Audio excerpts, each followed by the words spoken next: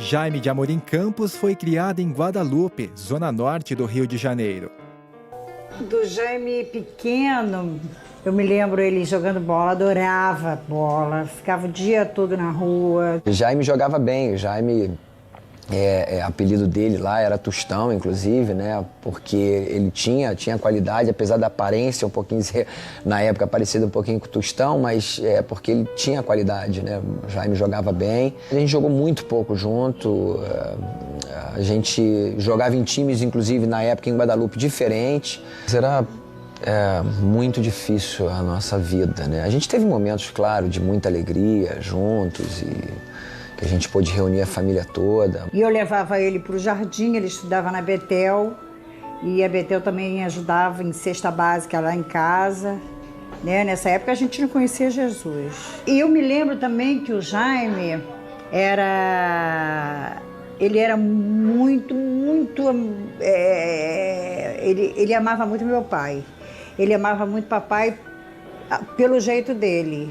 Papai sentava para ler jornal, papai era aquele homem que gostava de ler muito jornal.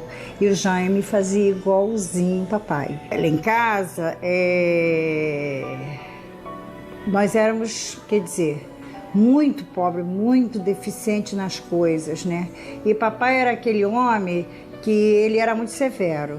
Ele era muito severo com os filhos, era severo com os filhos, mas não para fora. Ele brigava com a minha mãe e tudo, mas o Jaime, ele gostava tanto do papai que ele pegava aquele lado bom. O ruim, eu acho que ele não ligava. Na adolescência, Jaime experimenta bebidas alcoólicas, o que muda radicalmente o futuro dele. Bem, a história de quem deu a volta por cima, né? Que conheci o alcoolismo cedo. Em 1972 eu comecei a beber festinha americana. O que é festa americana? As moças levam os salgados, os rapazes a bebida. Só que eu era pré-adolescente, então nós queríamos imitar os adolescentes e fazíamos uma festa quase idêntica, quase parecida, né? E o que acontecia é que levávamos salgadinhos e cachaça e Coca-Cola. Foi a primeira, ainda lembro o dia, 30 de setembro de 1972, foi a primeira embriaguez, o primeiro porre. Aí dali ia bebendo final de semana, um dia ou outro, mas gostando. Normalmente se reunia assim depois do jogo, o futebol, vinha bebida, a gente juntava assim no bar, ali, mesmo ali no bloco 19, no varandão. Normalmente era o ponto assim, do nosso encontro assim, era no varandão, depois que acabava o futebol, durante até o futebol, quem não estava jogando, pelo menos ele estava assistindo.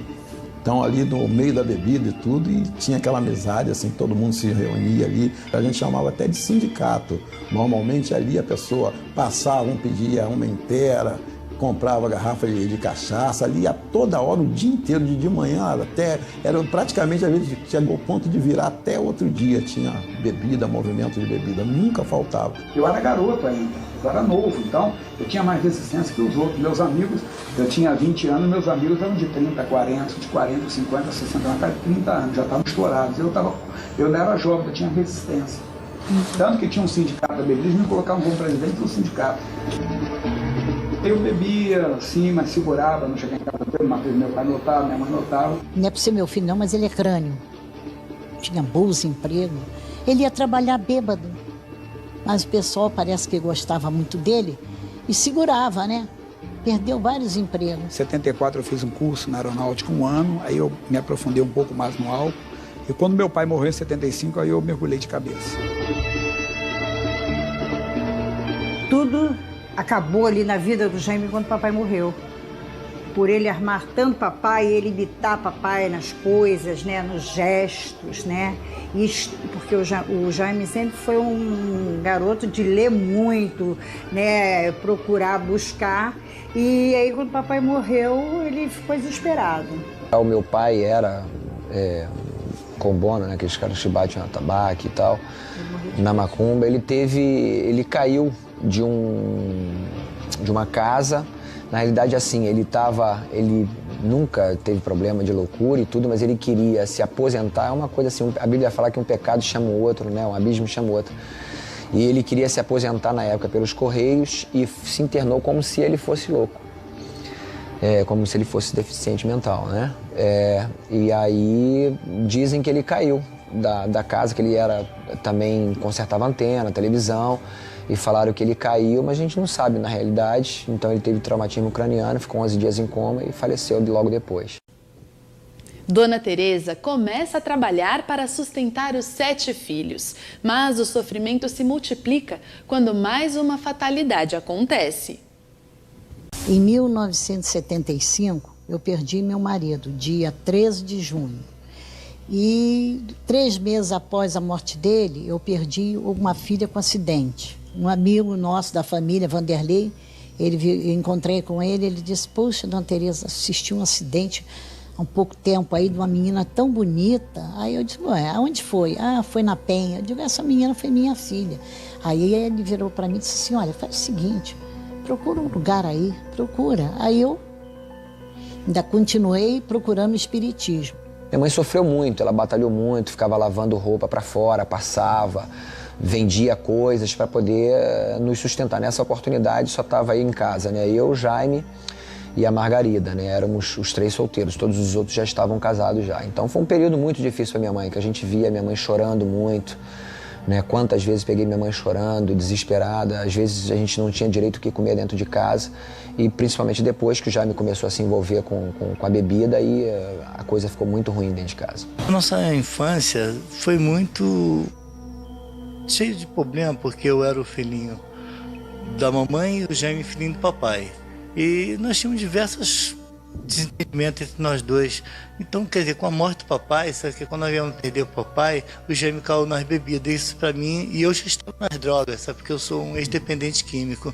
Então, acontece que o Jaime, de repente, já começou a beber de um tal jeito, lá em Guadalupe, onde nós moramos. Nós ficávamos no varandão, íamos lá pra Variante, lá fora, tomar os goró. Ficava às vezes até de madrugada aqui, nesse varandão. E dali ia para casa. Batíamos papo, conversávamos, bebíamos. Eu, eles, os colegas. Alguns já se foram, né? Aí falar das cachaças, dos amigos. Ríamos, mexíamos um com o outro. E a nossa alegria era essa, encarnar uma brincadeira aqui, uma brincadeira ali. Tostão aqui foi que bebia aqui na minha mercearia, ele bebia junto com os colegas, frequentava aqui diariamente, bebia demais, ficava caído. Os amigos pegavam ele e levavam para casa. Zoavam, brincavam com ele, mas era gente boa. Completamente bêbado, assim, não somente ele, como várias pessoas. Eu, inclusive, também, já passei também pela mesma situação, só que o que chamava mais a atenção dele é que ele ficava num estado, assim, normalmente em relação aos demais, assim, uma situação bem difícil mesmo. Muitas vezes ele jogado ali no varandão, às vezes aconteceu até dele, que ele chegou a passar mal, assim, ter que ser levado até para o hospital. E o que acontecia muito em relação, assim, à Dona Teresa, na sua mãe, é que, naturalmente, a gente considerava ela uma pessoa como brava, assim, tudo, que se soubesse quem que estava bebendo com ele, assim, geralmente, sempre a mãe, assim, quer culpar sempre quem está junto. Então, normalmente, o que acontecia? Quando ele estava caído, assim, não somente ele, como outros, assim, tudo, a gente já tinha uma estratégia. 2 segurava pelos pés, 2 segurava pela mão, subia a escadaria dos apartamentos, que ele morava no último andar, né? Eram 12 apartamentos, ele morava lá no último, lá no topo mesmo. Agora o problema todo era entregar ele para a mãe dele. Não podia, porque se ela soubesse quem era uma coisa meio séria. Então o que acontecia? A gente levava carregado, batia na porta do apartamento, quando sentia que vinha alguém abrir, a gente largava ali e descia correndo. Se ela pegasse quem fosse, geralmente assim, ela dava uma bronca, coisa assim, tudo. Porque automaticamente nele já não tinha como dar bronca, né, no estado que estava. Mas quem tivesse assim, normalmente... E nessa época ele já era alcoólatra, então ele não tinha muita oportunidade de jogar justamente porque ele estava sempre bêbado. Então o nome do time era Gargalo, né, o time que ele jogava.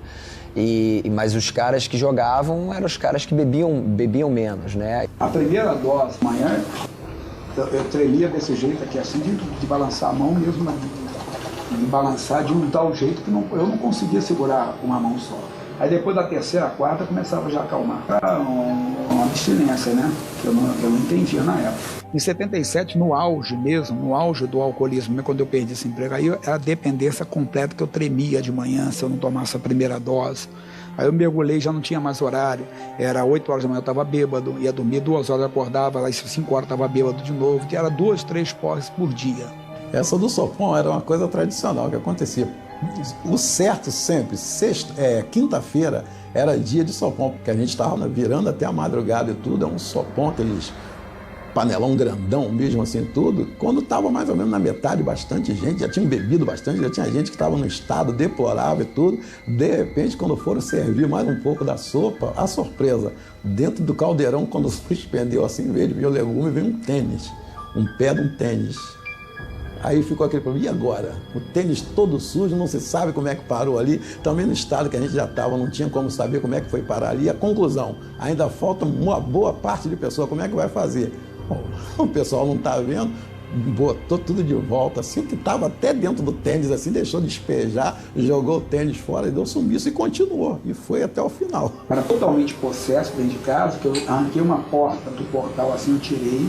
Entenda, vieram 4 amigos, na vez vinha 4, 5 amigos me seguraram assim, eu jogava os 5 pro alto, eu não sabia o que era. Conversou com o espírito, falou que queria bebida, aí a minha irmã, a Elisa, falou assim, meu irmão já bebe tanto, ainda vou dar bebida para santo, nada, não vou dar nada não.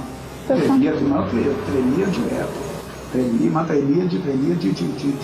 a mão assim de manhã, não conseguia segurar nada. Era dependência mesmo, né, do álcool, dependência que durou 7 anos, isto, porque todos os dias eu tinha que beber, eu aí não tinha mais horário, eu dormia um horário, acordava outro. Passado algum tempo, Dona Teresa recebe o recado dos espíritos de que mais um membro da família estaria prestes a morrer. Depois que ele falou, aí que eu procurei uma mulher que jogava búzio. Jogou o búzio e disse, olha, você vai perder uma pessoa da família, e não vai demorar muito.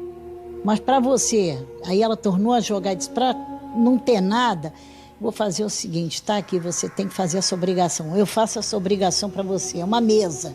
Você tem que dar uma mesa. Custa 157 cruzeiros. Aí eu disse, mas eu não tenho, perdi marido há pouco tempo, estou numa situação, filho bêbado, o outro também desviado, não tinha condições mesmo. Trabalhava muito. Trabalhava, lavava roupa, fazia tudo para sustentar, né? Aí eu estava em casa, deu um negócio de bom. Ninguém sabia. Me aprontei e fui. Fui procurar essa amiga, que é a Alda, lá na Abolição.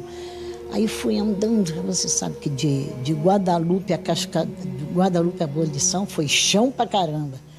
Toda suja, os pés pretinhos. Aí encontrei com essa amiga. Aí eu disse, poxa, Alda, tô chateada, já perdi o Jaime, já perdi a Rose. Aí ela disse para mim assim, não fica triste não, eu não tenho dinheiro para te dar, mesmo eu não vou dar, porque ela era budista. Tem ali, ó, uma funerária. Era uma funerária, agora ela é uns pastores que rezam, ela nem falou hora. Tem os pastores lá que rezam, que dá óleo, que dá azeite, vai lá que tu vai se dar bem. Aí, na época, era um missionário, ainda era novinho, né? Aí conversei com ele, com outros pastores e tudo, me atenderam muito bem, chorando, eu falei, ó, vou perder meu filho. Aí, seu filho bebe? Eu digo, ele não bebe, ele come com farinha. Aí comecei a fazer as campanhas, né? Fui fazendo, botava azeite, fazia... Ele ficava desconfiado, né? Ele ficava, o que tá botando aí? Aí eu já botava no feijão, sal, tudo direitinho. Eu notava, às vezes, a comida que eu gostava, por exemplo, eu sempre gostei de uma salada que ela fazia de chicória, com tomate e cebola. Eu disse, não quero hoje. A roupa que eu gostava, ela ungia, eu disse, eu não quero. Eu não sabia que era aquilo, que era a unção que ela estava colocando. Aí eu não ia, aí eu ia, eu comecei a desconfiar que ela estava indo, que um dia eu vi um envelope de dízimo, eu briguei, o que é? Está sendo enganada aí? Aquela discussão toda. Só está indo para esses lugares, não vá não, que isso aí não resolve nada, isso aí não vai adiantar nada. Uma vez foi dia das mães, fiz um almoço, fui lá embaixo, chamei ele, disse, sai daí, demônio, sai da minha vida. Senão eu te jogo lá embaixo. Ele me agarrou pela blusa. Falei, que isso, meu filho? Eu sou tua mãe. Sai daí, sai da minha vida, demônio. Aí eu fui embora chorando, não quis nada que fizesse, mas guardei o pratinho dele. Guardei o pratinho dele, com azeite, com tudo. Aí uma noite ele deitou, ele quando notou, ele pegou, deu um soco, quebrou cama, quebrou tudo. Eu tinha o irmão dele, queria matar ele. O irmão dele pegou o soquete, deu soquetada nele, Jorge. O Zé quebrou o espelho com um murro, ele que quebrou. Ele quebrou o espelho, o Zé pegou o carro, queria matar ele. Tava tudo endemoniado, né? Mesmo sem encontrar respostas imediatas, Dona Teresa continua a orar pela família. A perseverança da mãe é fundamental para o filho Jaime sobreviver a um grave acidente. Tínhamos um zelador lá do campo, né? Ele era o responsável lá pelo campo de futebol, que hoje é até um centro esportivo lá. Então ele tinha conseguido um material, umas balizas para colocar no campo de futebol. Então ele juntou uma rapaziada para empanhar esse material. As barras de ferro, na época, a gente tinha uma baliza ali de madeira e eles vieram de Bangu pela Avenida Brasil trazendo até Guadalupe. Quando chegou na quarta ponte, que tem ali perto, eles tinham que entrar na rua. Todas as vezes que chegavam numa ponte, eles tinham que passar na rua. E aí eles sofreram um acidente, 2 pessoas morreram. E eu era para estar, mas eu não fui porque meu irmão me batia muito. Na volta, uma parte já tinha vindo com a parte do material, com a parte da baliza, assim tudo. Uma outra ficou para vir mais atrás, que foi o caso dele, esse Cirlone, o Catanha. Teve uma outra pessoa que eu não me recordo agora quem era. E em determinado momento, quando chegou na altura da quarta ponte, que a gente chama de quarta ponte ali na Avenida Brasil, aconteceu esse acidente. Um caminhão, parece que ele levou uma fechada, ele desgovernou, ele atropelou as pessoas que estavam vindo. Inclusive, esses 2, o Cirlone e o Catanha, eles morreram na hora, assim, o caminhão pegou de cheio mesmo. E o Jaime, eu creio ali que já há um plano de Deus na vida dele. Ele foi arremessado para o lado, assim, de um barranco que tinha na Avenida do Brasil, uma ribanceira. Eu só acordei quando eu vi a polícia, o policial falando, qual o seu nome, qual o seu nome? Como eu bebia muito, eu pensei assim, será que eu fiz alguma coisa errada? Será que eu me envolvi em alguma encrenca? Que eu ouvi PM perguntando, seu nome. E eu escutei o policial falando, esse aqui tá morto. Quando eu olhei, era o Cirlone. Ele era moreno, estava bem pálido assim, o corpo dele, que tinha perdido sangue. Aí que eu olhei para minha mão, eu estava com um buraco aqui no braço, a perna toda arrasada, aí me levaram para o hospital. Ele ficou com um problema sério na perna, quer dizer, ele arrancou toda uma placa grande da perna, ele ficou durante um bom tempo assim, em casa, e queria sair de qualquer jeito, né, porque graças a Deus ele não sofreu nenhum problema, nenhum traumatismo, além desse problema na perna. Mas ele foi jogado longe. Eu creio que foi a misericórdia de Deus, porque nessa época já minha mãe já orava pela família, falava pra gente a igreja. Não tinha assim muito conhecimento da palavra de Deus não, mas já estava intercedendo pela gente. Parei um mês por causa dos remédios. Depois de um mês eu voltei a beber de novo. Aí que bebia mais ainda. Bebia. Foi o auge. 77, 78, 79, 80, 81 eu comecei a balançar. Querer parar, que aí eu comecei, de vez em quando eu ia numa igreja. Hoje, conversando até com outro colega, ele falou que ele começou a perdeu aquele desejo, assim, de beber, apesar dele sair com o pessoal, assim, tudo, mas ele já estava mais, assim, entendeu, determinado a parada. Estava trabalhando de bico, né, em um parque, eu lia aquilo ali antes de dormir. Eu lembro que uma vez eu estava na cidade chamada Maricá, e o pessoal entregou folhetos. Quando os irmãos dessa igreja viraram as costas, todo mundo jogou o folheto pro alto. Eu fui e catei todos eles. Eu orando e fazendo tudo, ele só se libertou quando ele foi. Foi quando eu dei o livro para ele. Aí ele saiu e falou assim, mãe, vou sair. Eu digo, Jaime, vai aonde? Vou dar uma saída. Ele não me falou nada. Foi quando eu dei o livro a ele, curai os enfermos, expulsar o demônio. Aí foi que ele... indo, mas ainda continuava, né? E até hoje, eu não sei como eu cheguei na igreja de Madureira. Só sei quando o pastor, era até um obreiro, nem foi o pastor da igreja, começou a orar, eu fui pro chão. Isso foi numa terça, na quarta eu estava fazendo uns exames, eu fiz um check-up, deu tudo negativo, minha saúde estava 100%. E aí eu fui e participei da reunião na quinta, na sexta foi a última vez que eu caí. Eu tomei uma decisão, eu vou ficar firme mesmo com Jesus. Aí eu tomei uma decisão de entrar para a mocidade da igreja. Aí ele veio e falou para mim, mãe, agora eu vou passar a frequentar a igreja. E graças a Deus até hoje. E aí, de repente, a gente viu meu irmão completamente transformado dentro de casa. E a gente ficou assim, maravilhado com aquilo que estava acontecendo. E eu lembro que ele falou que ele nunca mais voltaria a beber. A partir daquele dia, ele nunca mais voltaria a beber. E aí o tempo foi passando, a gente assim, apreensivo com aquilo, mas realmente isso aconteceu. Graças a Deus, ele está numa vida religiosa, melhorou a vida dele. Senão estaria acabado hoje em dia. Aí eu fui participar da juventude. Naquele ano, no final do ano, eu já estava dirigindo a mocidade da igreja. Em 83, no final de 83, eu já estava dirigindo a mocidade da igreja. Deus já estava trabalhando comigo. Comecei dali a fazer a obra de Deus. Eu tenho um sono muito leve, né? Você tem ideia, né? Agora, quando eu acordo, quer dizer, quando chega de manhã, eu sempre coloco aquele negocinho do avião e tal no ouvido, porque meu sono é muito leve.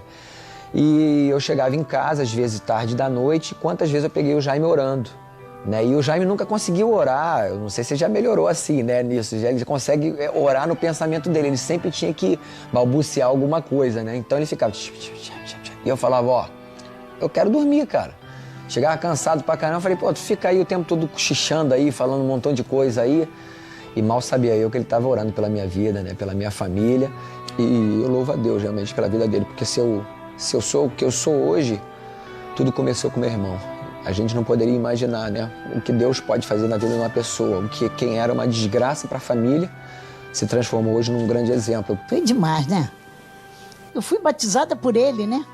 Uma mãe ser batizada por filho que era alcoólatra, é muita emoção, né? Te encontrar foi tão bom, eu não tinha paz. Jaime, eu tenho o maior orgulho de ser tua irmã, porque hoje eu sei como é bom servir a Deus, como é gostoso servir a Deus. Você é um homem que eu digo para todo mundo, eu sou taxista, eu falo para todo mundo hoje em dia, tá?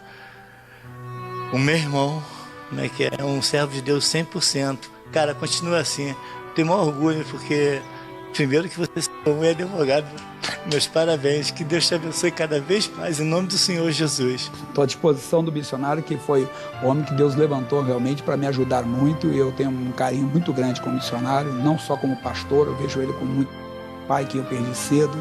Então o missionário me ajudou assim a ser um homem, sabe? O missionário sempre me deu, eu trabalho do lado dele, eu vejo a dedicação dele, o amor. Puxa, um homem que poderia todo final de semana ir para um hotel, né? Ele dorme, você sabe onde ele dorme? Dorme aqui, ó, o quarto dele é o tamanho disso aqui, ele fica. Então, eu aprendi uma coisa com o missionário, renúncia. E ele renuncia tudo, eu vejo o lado dessa simplicidade. O pessoal fica olhando assim, que vai parar um carro importado para pegar o missionário. Não, ele pega uma doblô aqui, pouco tempo nós chamávamos uma bestinha, era aquela taunezinha, e o pessoal diz, mas ele é um missionário? Ele vai no dentista ali, ele vai... O pessoal diz, mas não tem segurança do lado dele? Não. Então eu aprendi com isso, como missionário.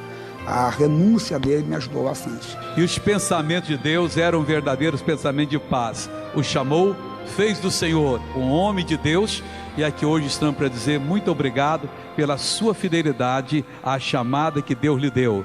Eu que sempre quero ser uma bênção para os meus filhos, para a minha família, para a igreja e para a sociedade.